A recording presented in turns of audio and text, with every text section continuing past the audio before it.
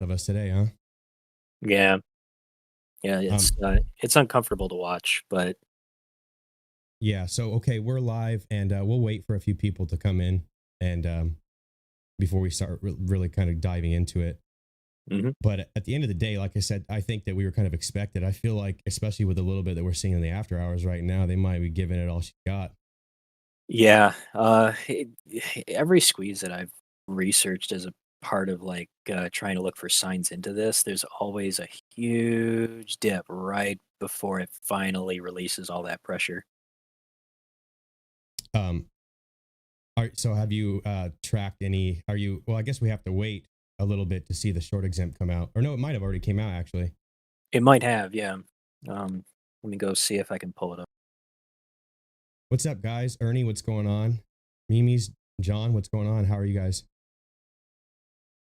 We're gonna be using the big brain of True Demon today, and we're gonna be going over, Object to the test. some of the information that Well, I guess we could start here. This is really great. So we're gonna be talking about Say Technologies, about the earnings call, and about kind of what all this means. And we've seen a lot of people have been kind of had some very valid questions about the legitimacy of all this, and we're gonna hopefully spread some information so you guys feel more confident in whatever decisions that you choose to make. So I have True Demon here, and a lot of you guys have already seen. We've done some videos before on some really great stuff talking about the short exempt. We had a lot of traction on that video. You guys really enjoyed that. Well, we got his big brain here again, and we're going to talk about this. True Demon, because we didn't really go into this too much last time. We kind of just got into the meat and the potatoes, but now that we're in a live format, we could kind of talk. You mind sharing a little bit about your background and how you actually have experience with this sort of thing? Yeah, absolutely. So I'm what's known as a information security consultant. My job is actually to talk with you know uh, managers of companies' security policies and networks and applications and stuff, and help them improve their network security and cybersecurity posture. The way that I apply my trade is I'm actually an ethical hacker. My job is actually to break into their system security, bypass security, break into networks, and try to break their applications or whatever stuff that they've got going on, and try to find flaws. So a lot of my work specifically has to do with a topic called exploit development, and also a little bit of malware development as well. So my job is literally to create the code that exploits flaws in this type of software. I specialize in network reconnaissance and something called man in the middle attacks, like intercepting network traffic and trying to, you know, bypass encryption or figure out ways to read data that's otherwise meant to be confidential. So I've been in this industry for, I'm going on 12 years now in the IT field. I've been a penetration tester for over 6 years. Um, and definitely, definitely the dream, like my passion and my idea of the best job in the world. I'd love to be a penetration tester if you catch my. Just kidding. Everybody makes dick jokes, man. Everybody's got to make a joke about that. Yeah, I can't um, wait for them to switch it over to ethical hacker. I'd like to just be put that on my resume and stop with this. All the somebody said sounds like a Kali Linux fan. Is that something you're familiar with? Yeah, Kali Linux is a Linux-based operating system that's designed for penetration testers like myself. It's pre-installed with a bunch of hacking tools and things like that. You've probably seen it featured on Mr. Robot if you've ever watched that series. Awesome series, by the way. Highly recommend. Cool, cool. So you guys feel free to ask questions about anything that's related to Say Technologies. We're going to try and go ahead and answer for you guys. If you had any second, if you were doubting maybe getting involved, we might be able to dispel some of that for you. So I guess, True Demon, let's go ahead from your experience looking at this from a security standpoint. Is there anything that you could say that, like off the rip, that leads you to believe that this wouldn't be used for nefarious purposes? So the main reason that I think that Say Technologies is a little bit more trustworthy, it has to do with a lot of the laws and regulations that protect consumers and members of banking institutions, like guys like you and me that just open up a bank account at our local branch. We're actually protected by law from certain types of information being disclosed about us in our financial transactions. Um, So whenever a company like Say Technologies, their purpose is to do proxy voting services. So they have a lot of legal paperwork that they have to go through in order to, promise and give some fiduciary prove their fiduciary responsibilities and their, I guess, benevolence in the purpose of doing their business, but they have to prove it to the banks that they deal with. Um, and part of that is choosing platforms and services that, allow them to look at this information securely, prove that they're not doing anything malicious with it, and things like that. The second thing that really kind of spoke to me, and I wrote my DD before I found this particular piece of information, but I went into the founding of Say Technologies, and I found out that, as it happens, the one of the lead co-founders of Say Technologies comes off to me as an ape himself. He's a guy by the name of Alexander um, LeBeau. Alexander LeBeau. And he used to be a mergers and acquisitions lawyer, which is basically a lawyer that helps companies, go through the legal paperwork to join forces. Um, but he and a bunch of his co-founders got together and identified that the industry is really missing a key component in corporate governance, which is what proxy voting is all about, is leading the direction of how a company is run, and they do it through shareholder voting. But he observed that there's really no platform for shareholder voting to take place on behalf of retail investors. And there's no way for retail investors to actually ask questions on earnings calls or to pose questions and make proposals for companies that they invest in. So that was the whole purpose of him creating Say Technologies, was to give retail investors that platform. And if you look at my DD, I've updated it today. You can actually go in and look at a podcast that he did that was hosted by medium.com. And you get a real good feel of the kind of guy that Alex LeBeau is. He's actually, he comes across very genuine. And, even though he was deep in the throes of the financial industry, um, comes across as a very sincere individual that really saw a need for people to have a voice and to sort of democratize corporate governance beyond just letting the billionaires who have the most cash make all the choices and decisions, and not give and he just wanted to give retail investors a chance to offer their opinion. So I have a question, and maybe you do or don't know the answer to this. Is this purely up to like AMC as a company choosing to do this? Like would that itself being a bullish action? Like, do they have to do this? Do they even have to solicit the ability for retail investors to ask questions like this? And I think that's what some people are trying to do. They're looking at this and then trying to tie in, like, perhaps like a negative side.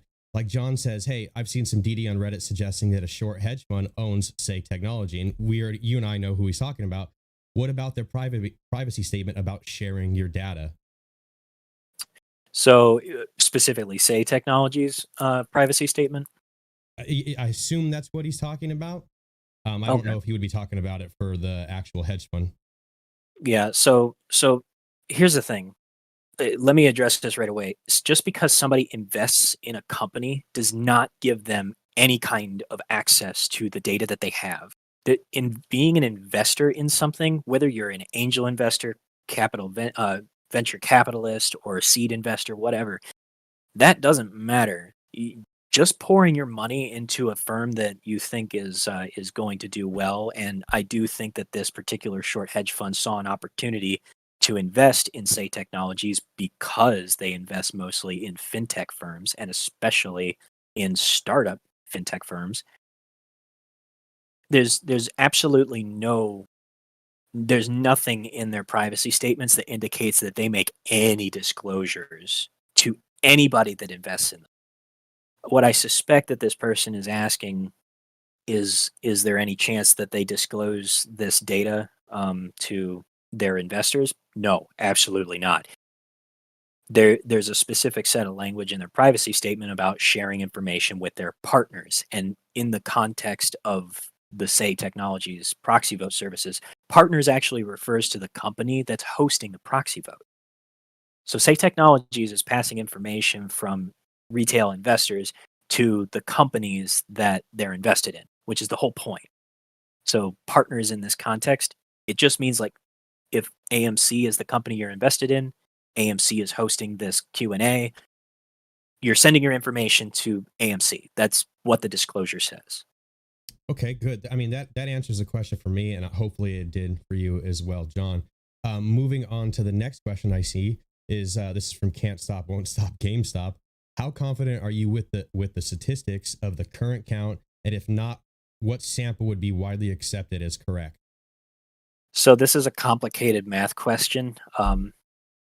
And in reality, we don't have enough data to be fully confident in it because this is sample polling math. It's the same math that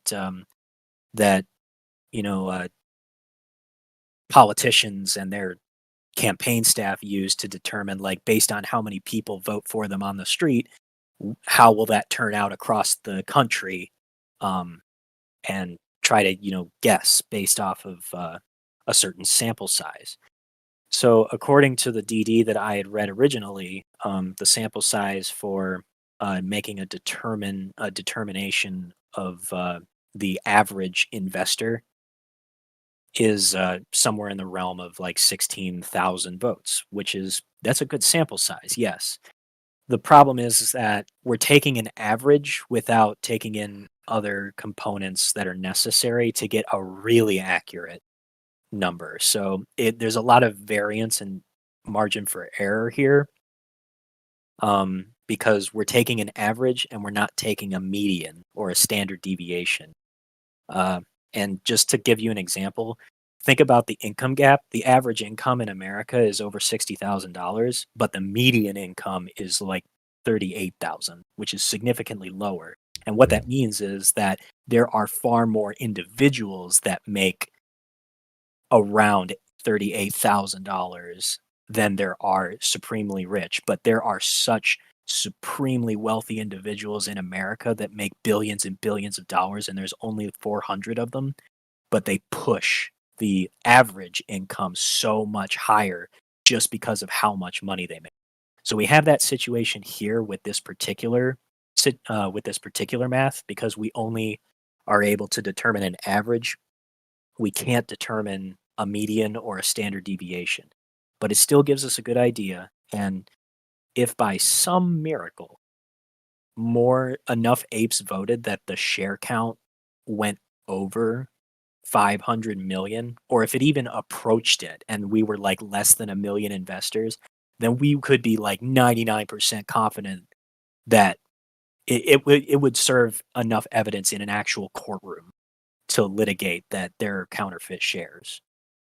Well, and we spoke about this earlier, and Adam Aaron is kind of basically, in terms of his hands, I guess, for lack of a better term, like tied behind his back when it would come to exposing something like this. Anyways, like he, legally just can't come out and be like, "Hey, look, there's a huge overvote, et cetera, et cetera." That could be looked at as manipulation.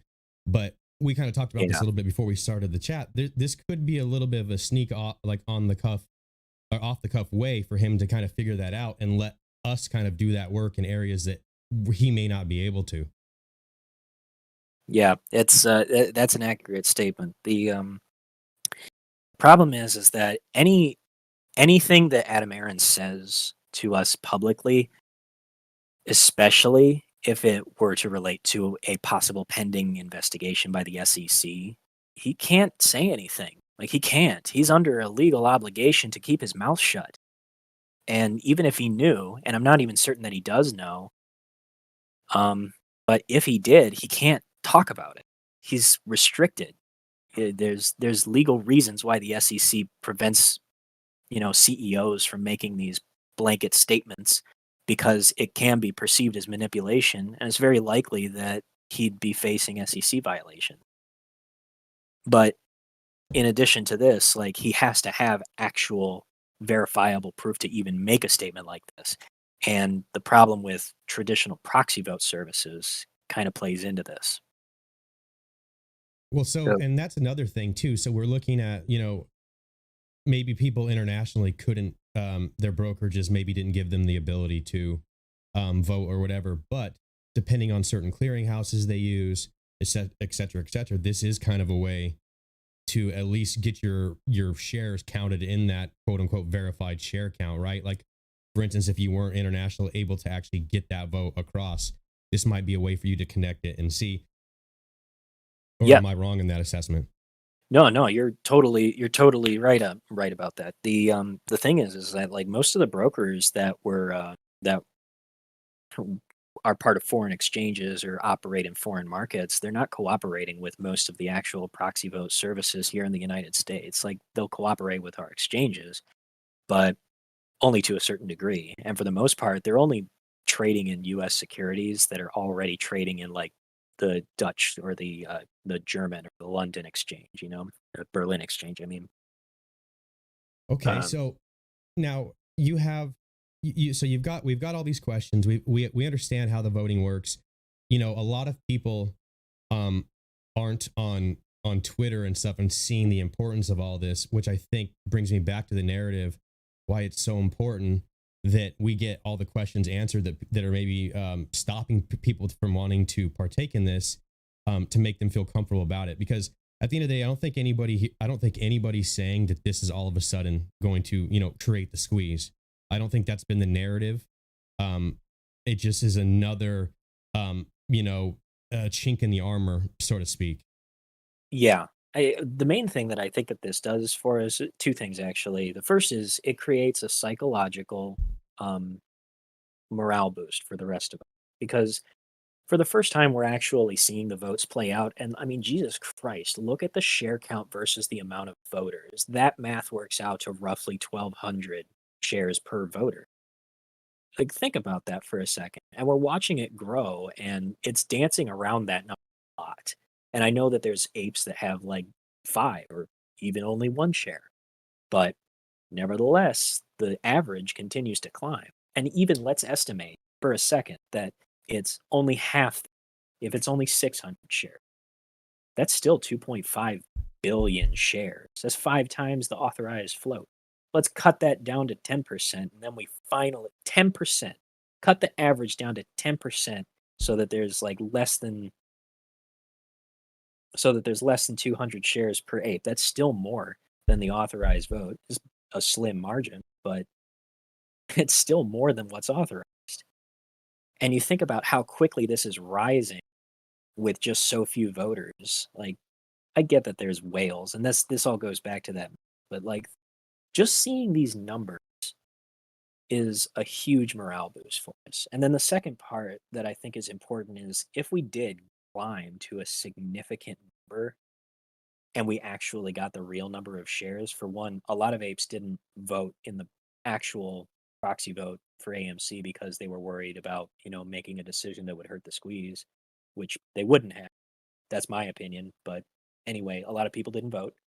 So, and then second, brokers didn't cooperate to facilitate the proxy vote for the actual shareholder meeting. So that also took away voters. And we saw how high the numbers were despite that. Like, we filled it up. Like that, if there was actually only 501 plus change million shares out there, how in the hell did we fill up that entire shareholder meeting vote with that? Think about how many voters go to the actual ballot on election day versus how many Americans are living in the country. Well, yeah, I think that's an important point. And also, like what you said, I think that I kind of think you hit the nail on the head here with, you have a lot of people that are at a certain point of the vote, they're probably all in because they think, again, there's going to be share dilution. We're going to be adding, 25 million shares. They're a lot more inclined to vote. The second that got pulled off the table, I think that you might have lost a little bit of, people that are so concerned with voting anymore at that point. Yeah. So go ahead. No, you first, man. Well, I was going to actually segue because I had a question come in about Plaid, and I was going to see. So there's a lot of people that are making the connection between Say Technologies and Plaid. And I was wondering if you could, shed some light on perhaps that connection for us and how it works. Okay, sure. Do you mind if I know that the question just got asked, but there was a component of proxy voting that I think I failed to mention here that's probably significant because I don't see a lot of people talking.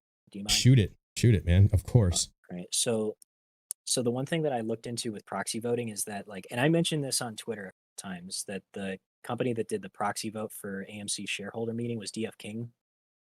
They show up in a lot of litigation regarding overvoting of shares and proxy abuse and things like that. So they help companies facilitate litigation against malicious other organizations that are trying to hurt them somehow by corrupting their corporate governance process.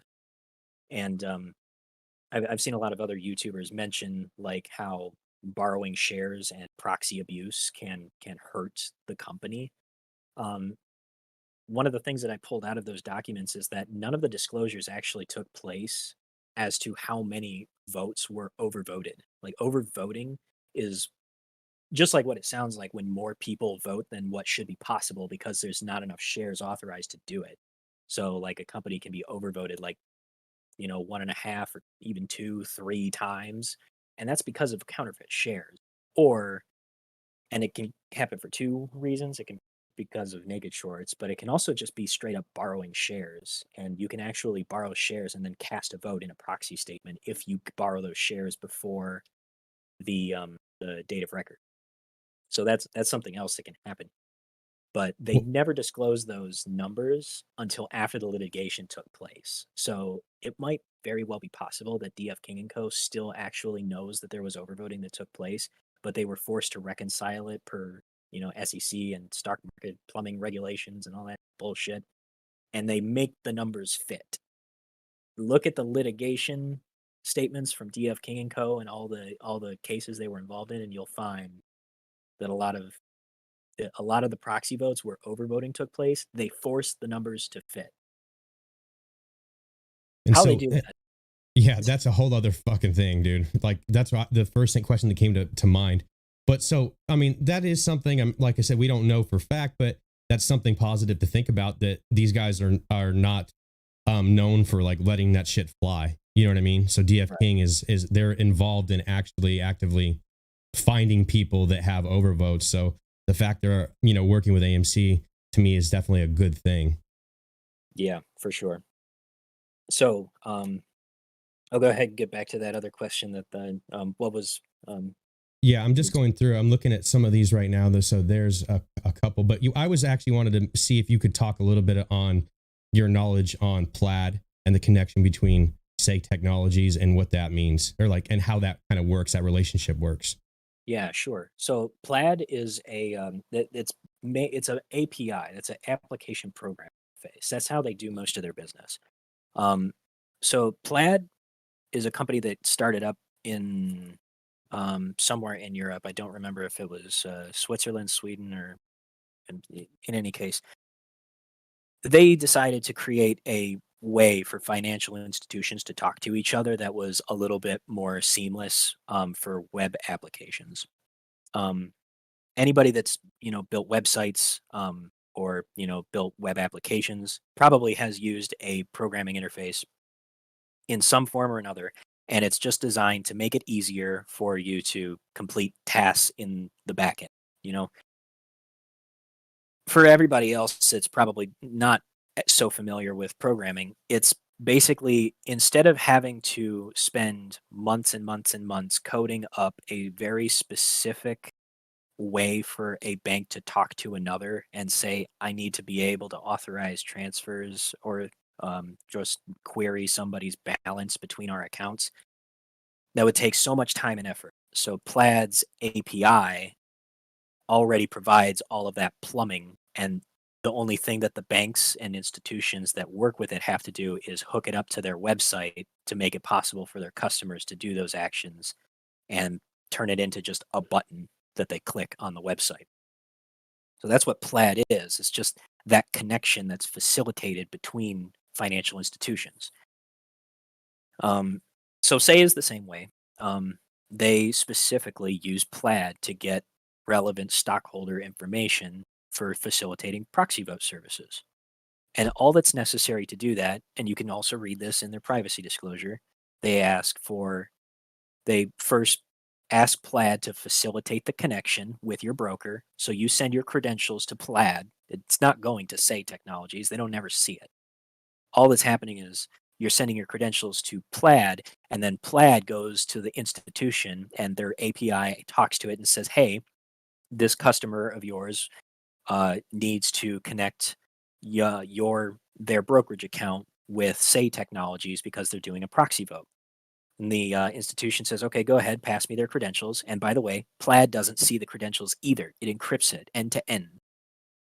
There are very rare cases where Plaid does store the credentials, and I can go into that detail later, but by and large, they just simply pass the credentials from their end to the institution, and the institution provides what's called an authorization token that gets sent back to Plaid. And that authorization token, Plaid churns up, adds to your profile. Everybody that's ever used Plaid has a profile with Plaid, so you can control who has access to what, and you can revoke it at any time. But then Plaid takes that token, it creates another token, and then passes that token just to Say Technologies and says, this is the token that you will use to query our API for this customer that is using your proxy vote services.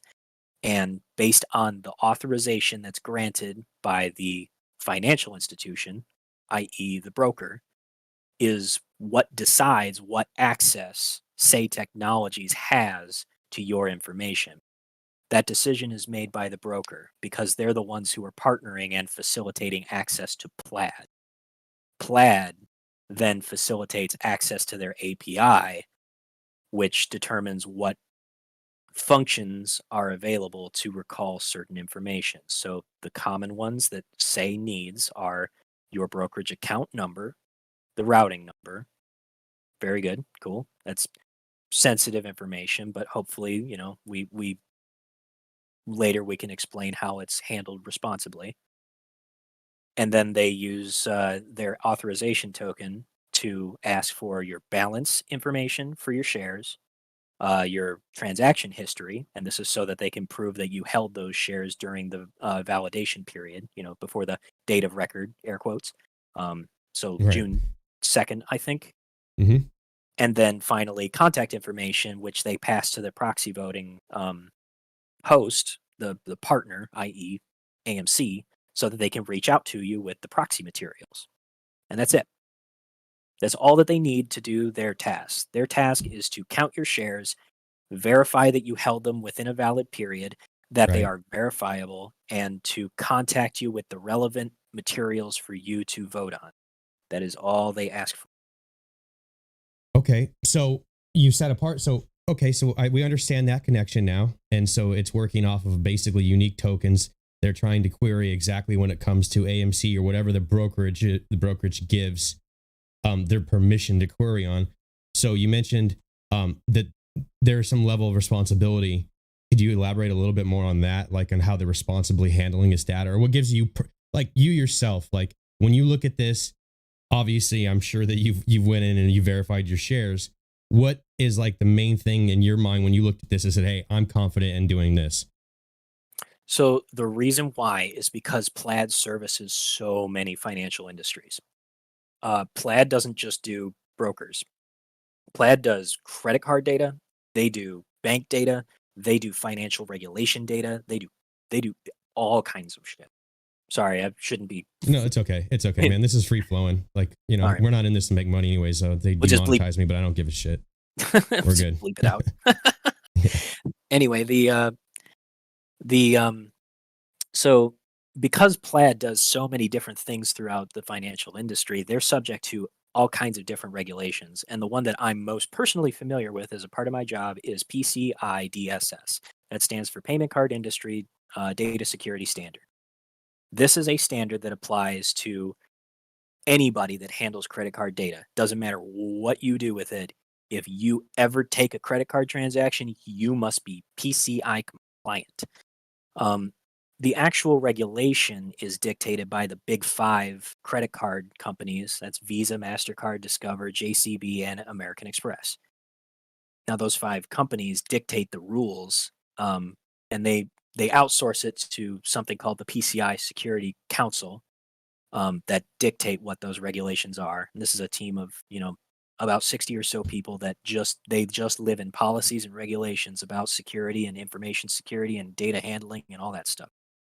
So a lot of people within my industry will argue about whether or not being PCI compliant makes you secure, um, and it may or may not in certain cases. But in the case of Plaid specifically, they have to have PCI payment application compliance, and payment applications are especially scrutinized because this is an application that's not just handling credit card data, it's an application that handles credit card data, and that application is being sold to other companies to be used. So it has to be secure in all situations for any number of scenarios in which payment card data is being handled.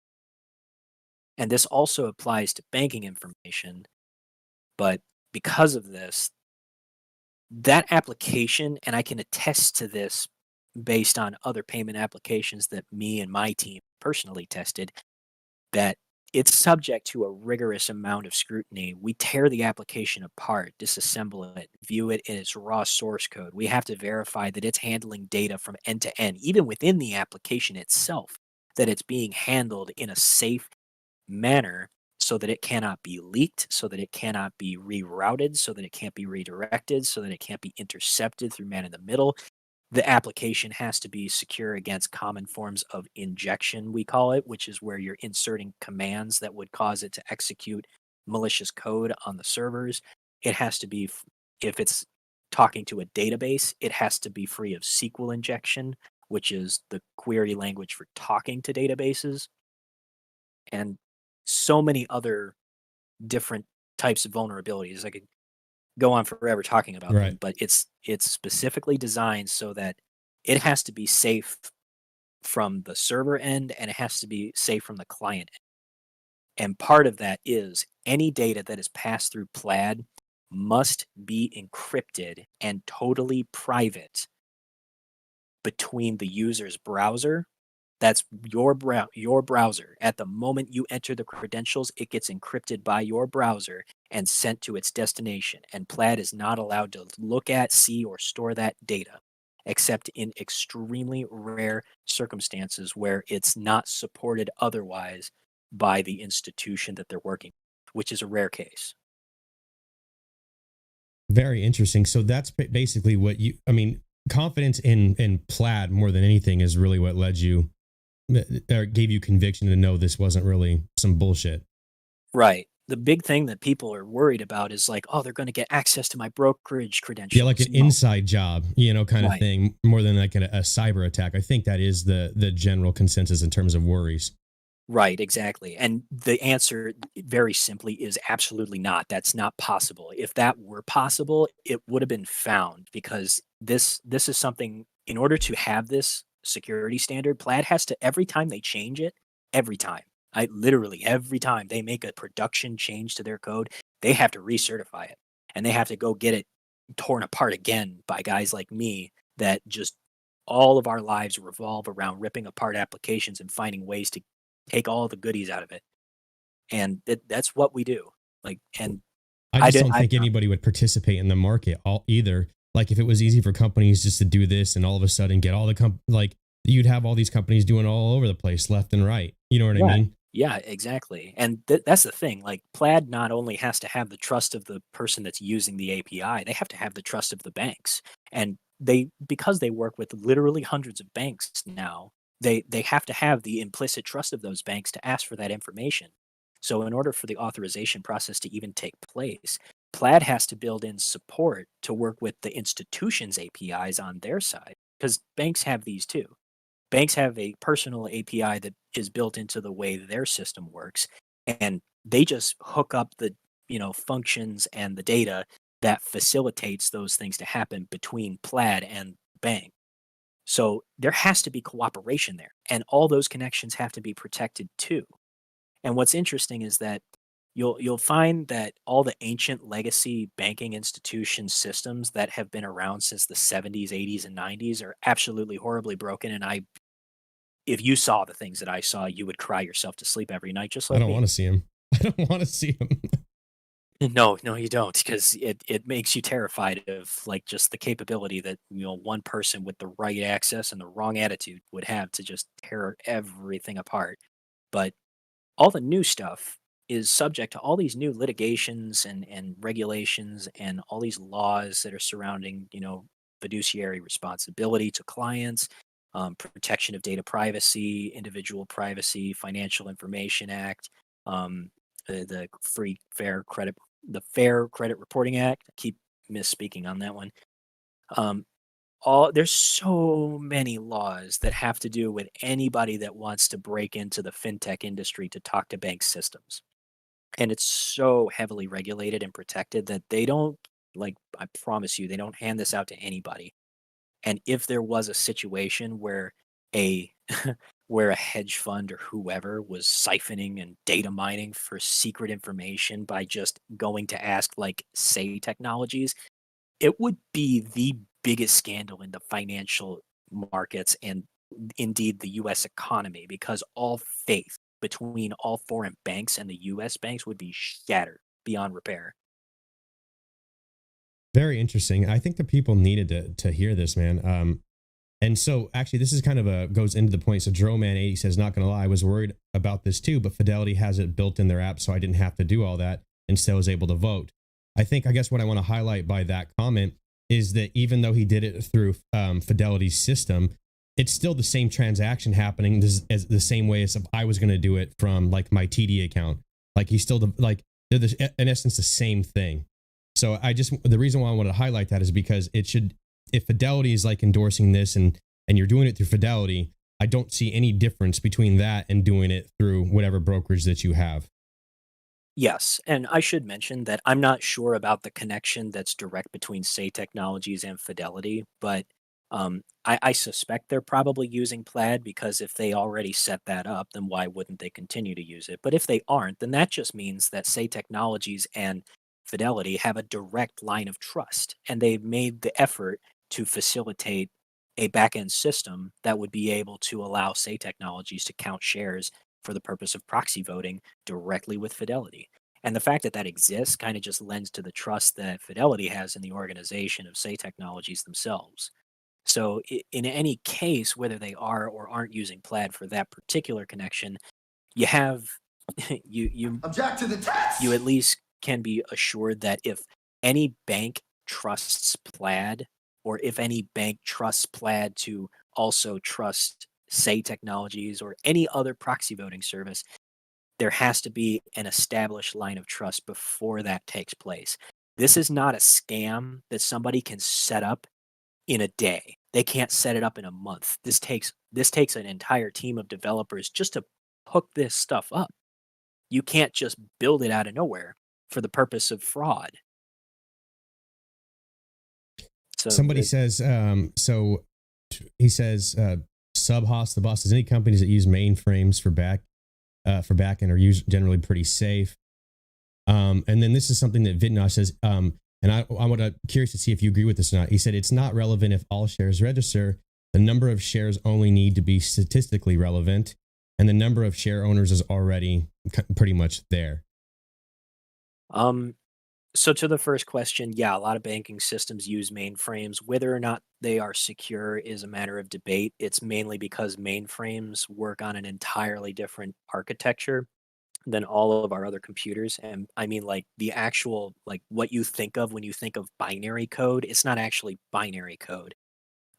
It's a specific type of language called assembler language, and I won't go into the detail of how this is, but different kinds of computers work in totally different assembler languages, and like your laptop could not talk to a mainframe. It wouldn't know how. They operate in different languages. It would be like trying to speak Chinese and English, and it just doesn't mix.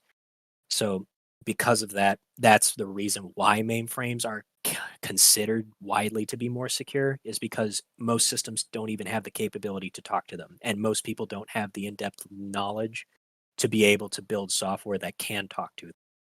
It's extremely difficult. It's specialized knowledge. So that's why.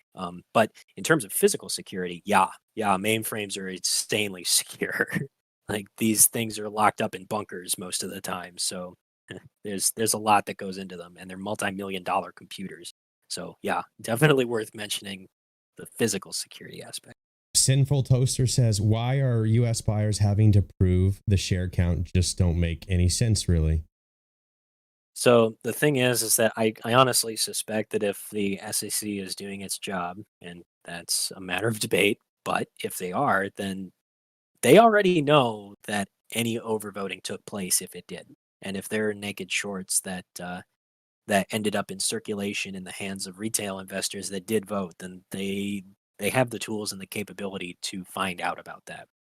What their struggle is now is following that paper trail back. The whole reason why I think it's worthwhile for us to do this is because it's public and it's out in the open.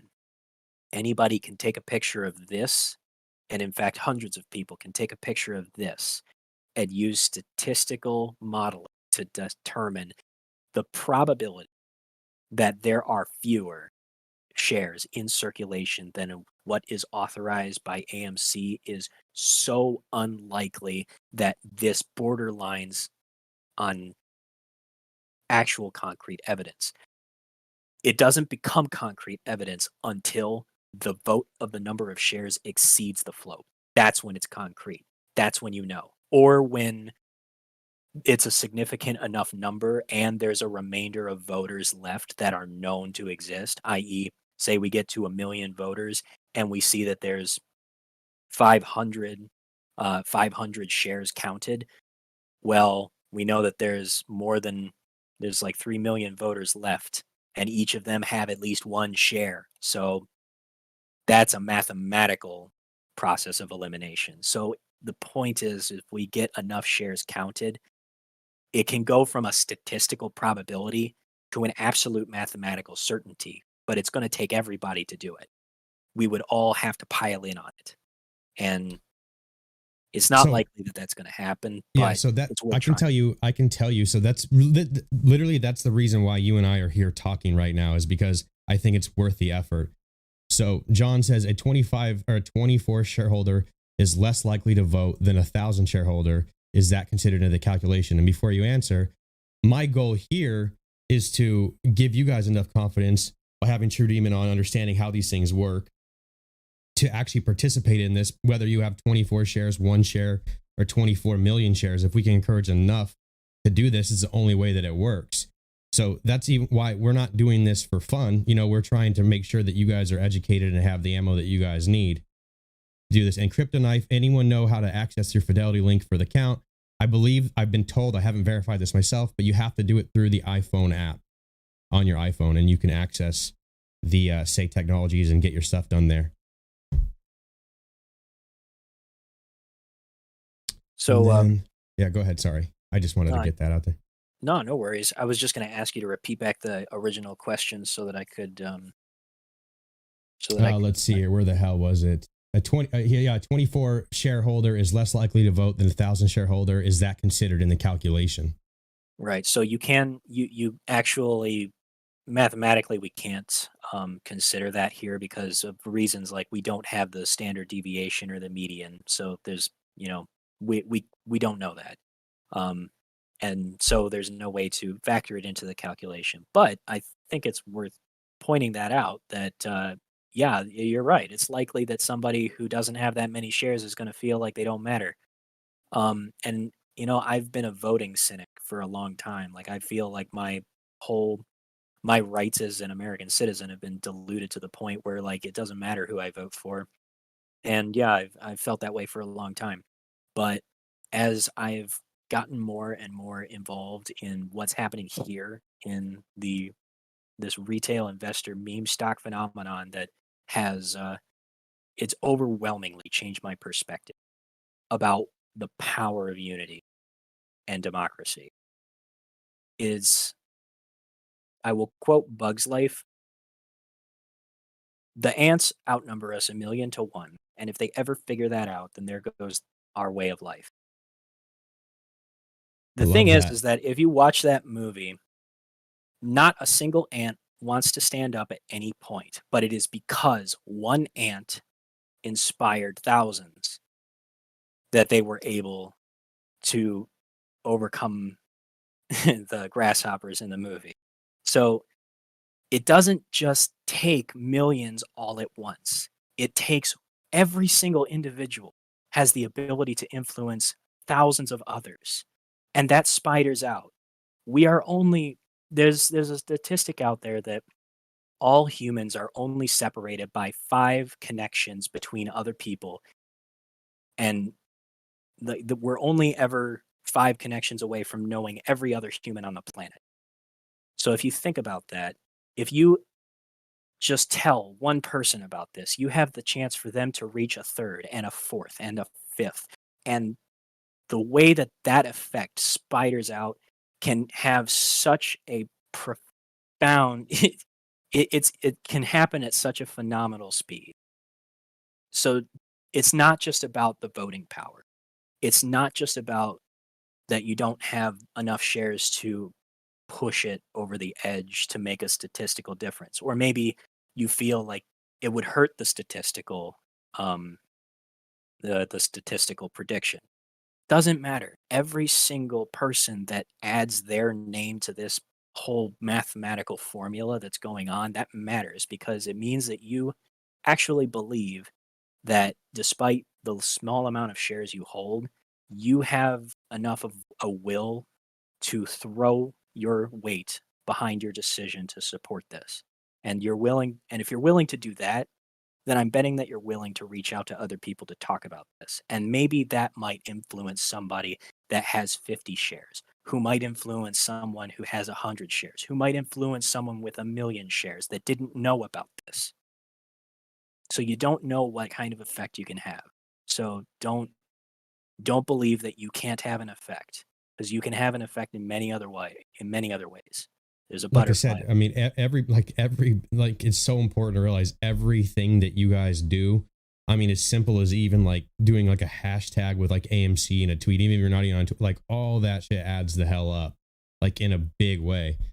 Vidnosh says this might be somebody that has a little bit of countering. Let's see here. There was a share count in June. We know how the distribution is. Did you guys not read the Reddit?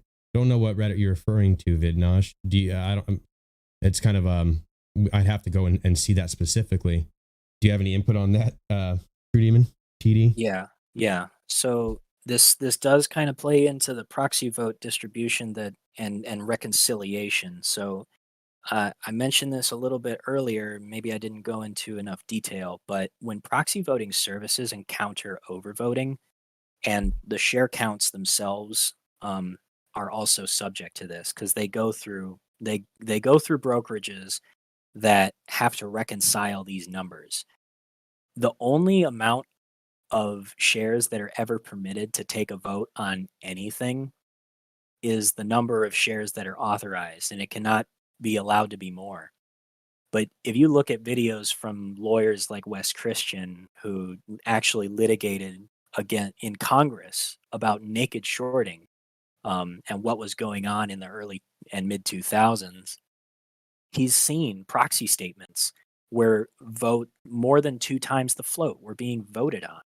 And he knew this, but they were not allowed to talk about it except behind closed doors with the regulators and the parties that were, relevant to the discussion. And that's continued.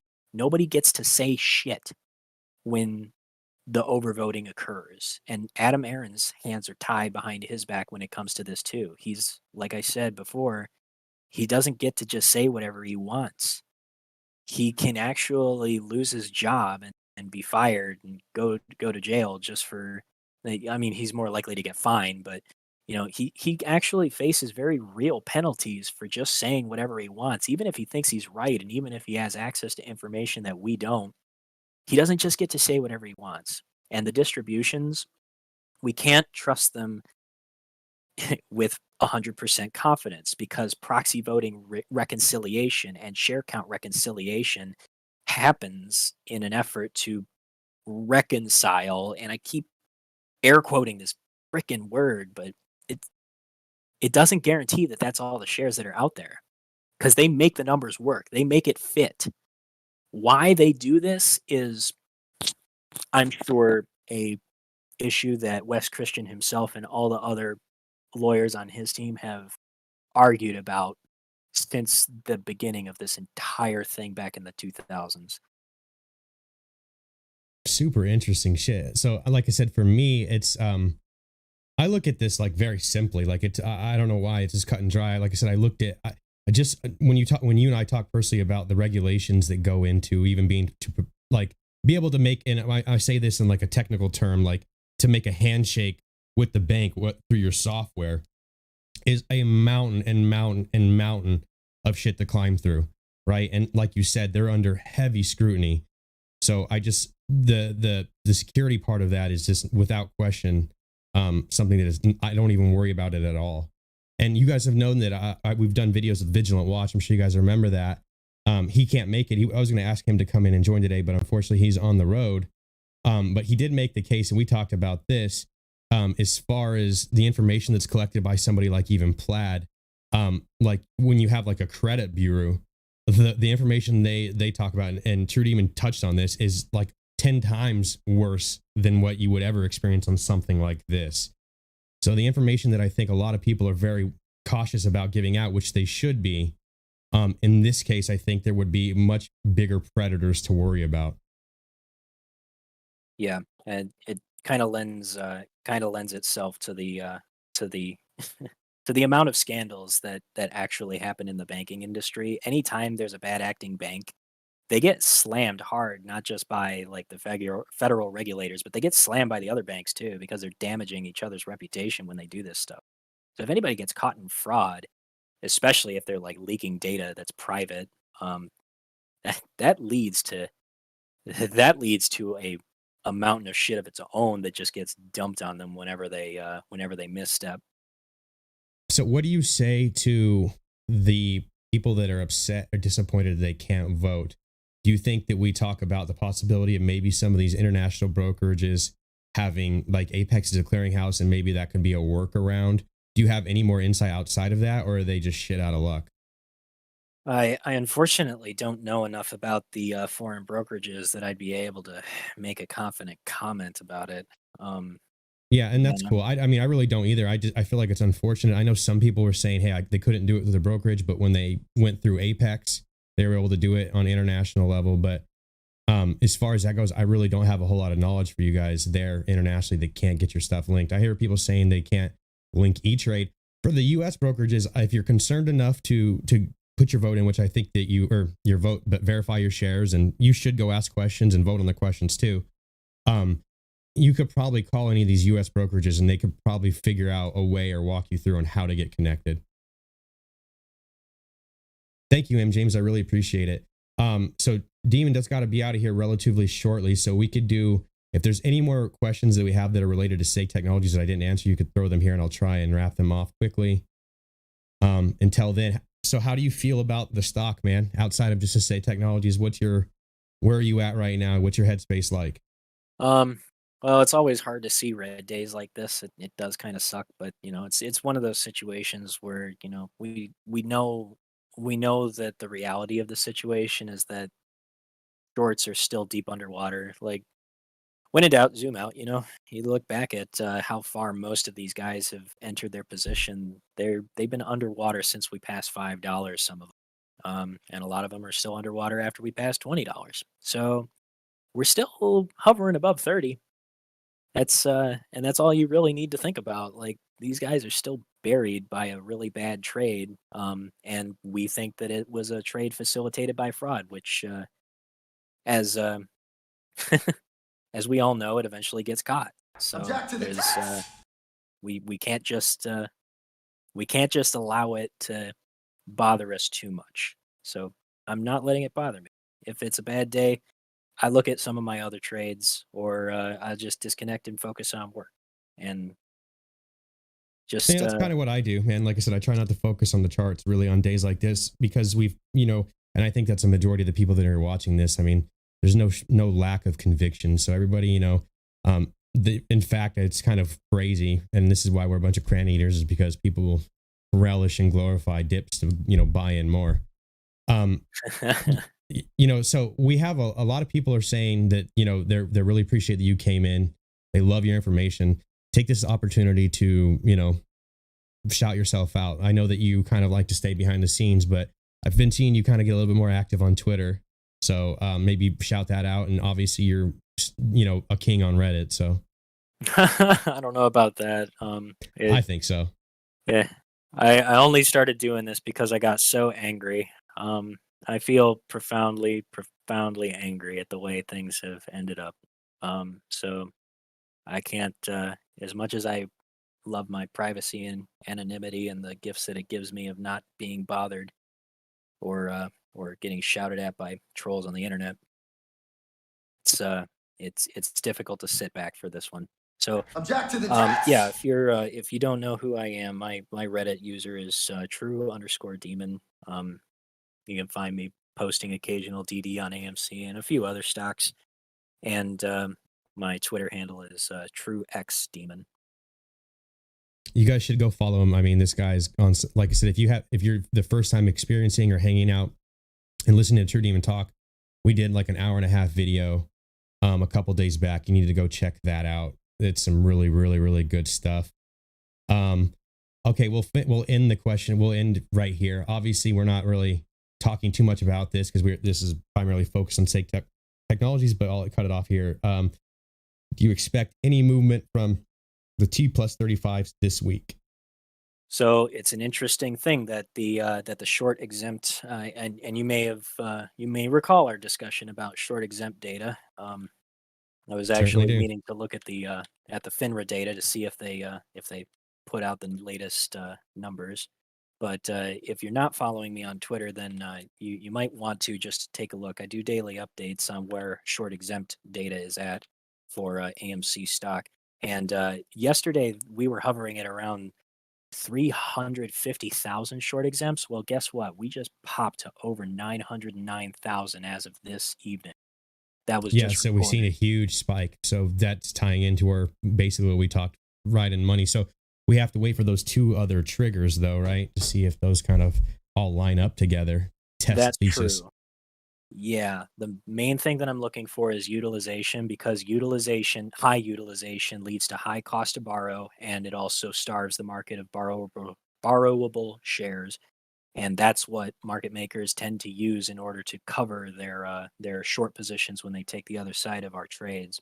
So the fact that short exempts are starting to spike heavily shows that they're really starting to find these shares to borrow in order to cover their trades and facilitate the market making. So it's getting interesting. As I see the numbers and the ratio of exempts over short volume start to spike up, and the volume is rising rapidly too, that tells me that we're starting to put some pressure on them, and they're having a really hard time keeping up with the buys. So if you don't follow me for any other reason, that's something that's worthwhile that I do every day, is provide my trigger updates when I suspect that short exempts take off. So if that coincides with T+35, I don't think that's a coincidence. I think that is very deliberate. And I think so too. They need to, you guys, so to understand those three triggers, we break this down very, very well. And you'll know which video. It's like the only 1.5-hour video that I've got. And all of it is pretty jam-packed full of information. You'll understand why he's tracking those three triggers. So if you go and follow and watch it, you'll have the knowledge behind that. So I'm curious to see, if any other questions come in, you guys know where you can reach True Demon. If you guys have any more, if you're holding back from wanting to participate in this on specific questions that we didn't answer, please reach out and we'll make sure we get them answered for you guys. But every little bit, it does count. It matters. And this is a unique way for us to kind of bypass, or like I said, circumvent, or a way for Adam Aaron himself. I'm not saying that he's the reason he did this, but if you believe that you know, there was an overcount or something like that, he would not be able to tell us anyways. So this is a way where we can expose it ourselves. So we will do that. Like I said, I know you got to get out of here really soon, so we'll end it here. So everybody that came in, make sure you go follow True Demon. If you guys want to know about the 3 triggers and the short exempt stuff, watch that video. And obviously come back more. This will not be the last time that we have True Demon on. We'll be talking